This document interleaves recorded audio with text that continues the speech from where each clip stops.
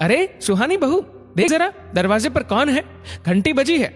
चाय के साथ साथ गर्मा गर्म आलू के पराठे खाते हुई कलावती सासू माँ ने कहा। सुहानी किचन में हाथ धोकर अपनी साड़ी का पल्लू को ठीक करते हुए दरवाजा खोलती है।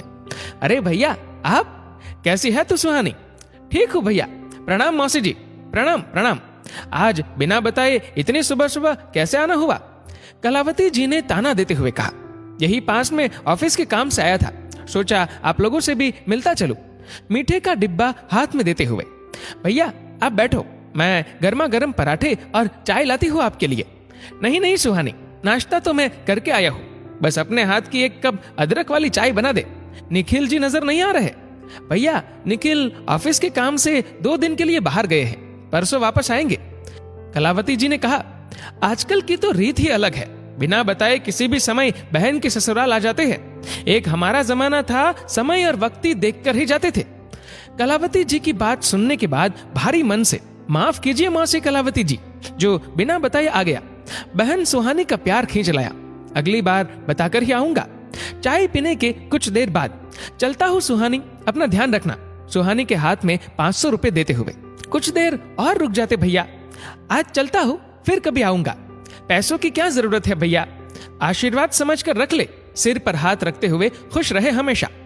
भैया के जाने के बाद सासू माँ ने कहा, 500 तो आजकल बच्चों के हाथ में भी रख देते हैं। राम राम, कलयुग है कलयुग। ऐसे भी कोई बिना बताए आता है क्या? सुहानी बोलना चाहती थी कि सासू माँ, अगर आपके रिश्तेदार बिना बताए आ सकते हैं तो मेरे पीहर वाले क्यों नहीं? घर तो मेरा भी है, बहू हूँ इस घर की, और एक कप चाय की कीमत 500 और एक मिठाई की डिब्बा कुछ ज्यादा नहीं है। पर कुछ बोलती तो परवरिश और संस्कारों की दुहाई देकर कटघरे में खड़ा कर दिया जाता, और फिर से वही फैमिली ड्रामा। यही सोच सुहानी बिना कुछ बोले चुप्पी साध ली। सुहानी, जिसकी शादी को अभी कुछ ही समय हुआ था, एक चंचल स्वभाव की चुलबुली सी हंसमुख सी लड़की, इसको चैटर बॉक्स भी कहा जाए तो कम ना होगा। अपने हंसी मजाक से पूरे घर को महकाए रखती। कभी रूठना मनाना तो छोड़ो, अगर सासू माँ कुछ ताने भी देती तो यही सोचकर हवा में उड़ा देती कि माँ भी तो कुछ कुछ बोल देती थी, फिर ये तो सासू माँ ठहरी, इनका तो कुछ ज्यादा ही हक बनता है। ना मुंह फुलाना ना रूठना, बस हंसना, खिलखिलाना, खुश रहना और खुशियां बांटना। पर आज अपने भाई के खिलाफ सासू माँ के कटु शब्दों को सुहानी बर्दाश्त नहीं कर पाई।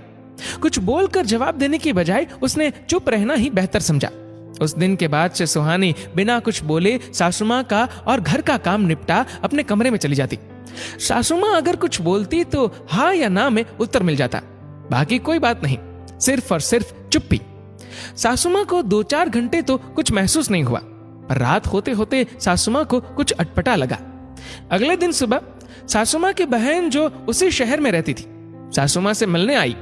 कलावती, सब ठीक तो है ना? हाँ जी, सब ठीक ही है, पर ये आजकल की बहू जब देखो मुंह चढ़ाकर बैठ जाती है। बड़ों का मान सम्मान तो बचा ही नहीं है आंखों में। अब सुहानी को ही देख लो, पहले तो चुप ही नहीं होती थी, पर कल से मुंह चढ़ाए घूम रही है। तभी सुहानी चाय नाश्ता लेकर आ जाती है और बहुत प्यार से मौसी जी को चाय नाश्ता कराती है। सुहानी के जाने के बाद मौसी जी बोली, कलावती, तुझे तो बहू में दोष निकालने की आदत हो गई है। इतनी अच्छी संस्कारी बहू मिली है, अब सारा दिन थोड़ी ना बत्ती सी दिखाकर टूथपेस्ट का ऐड करती रहेगी। 2 दिन बाद निखिल के आने पर, बेटा तेरे जाते ही सुहानी तो बदल गई, ना मुझसे ढंग से पूछना ना बात करना, सारा दिन बस अपने कमरे में रहना। क्या नई बहू के यही लक्षण है? क्या हुआ सुहानी, तुम माँ का ध्यान नहीं रखती और ना उनसे बातें कर रही हो?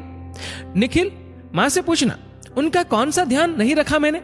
खाना पीना, दवाई गोली और पूरे घर का काम करती हूँ, एक कप चाय तक तो बनाने नहीं देती। फिर तुम माँ से बात क्यों नहीं कर रही? परसों बड़े भैया आए थे, माँ जी को भैया का आना बिल्कुल अच्छा नहीं लगा। क्या मेरे पीहर वाले मुझसे मिलने भी नहीं आ सकते? कुछ बोलती तो बदतमीजी कहलाती। अब क्या चुप रहकर अपनी नाराजगी भी ना दिखाऊं? माँ जी मुझे कुछ भी बोले, कोई भी ताना मारे, मैं चुपचाप हंस के टाल देती हूँ, पर मेरे पीहर वालों को कुछ बोलेगी तो मुझे अच्छा नहीं लगता। बोलते बोलते दिल का दर्द आंखों से बह निकला। तभी कलावती जी वहां आ जाती है। अरे, अपने मन की बात मन में क्यों रखी? मुझसे बोली क्यों नहीं? जुबान की थोड़ी कड़वी हूं, दिल की नहीं, बता देती मन की बात। 2 दिन से तरस रही हूं तेरी हंसी और तेरी प्यार भरी बातें सुनने के लिए। अब टसुए बहाना बंद कर। निखिल बहुत प्यार से, माँ इतनी अच्छी बहू मिली है, फिर क्यों बोलती हो? अच्छा अच्छा, ज्यादा तरफदारी मत कर, आगे से ध्यान रखूंगी। और हाँ, कल बहू को उसके पिहर घुमा ला, बहू का मन अच्छा हो जाएगा। अंत भला तो सब भला। दोस्तों, आपकी इस वीडियो के बारे में क्या राय है, नीचे कमेंट करके जरूर बताएगा। और अगर आपको वीडियो अच्छा लगा हो तो इस वीडियो को लाइक करेगा, शेयर करिएगा ज्यादा से ज्यादा लोगों तक। और ऐसे ही और भी इंस्पिरेशनल वीडियोस के लिए सब्सक्राइब करें हमारे यूट्यूब चैनल को और फेसबुक पर फॉलो करें हमारे पेज को। धन्यवाद।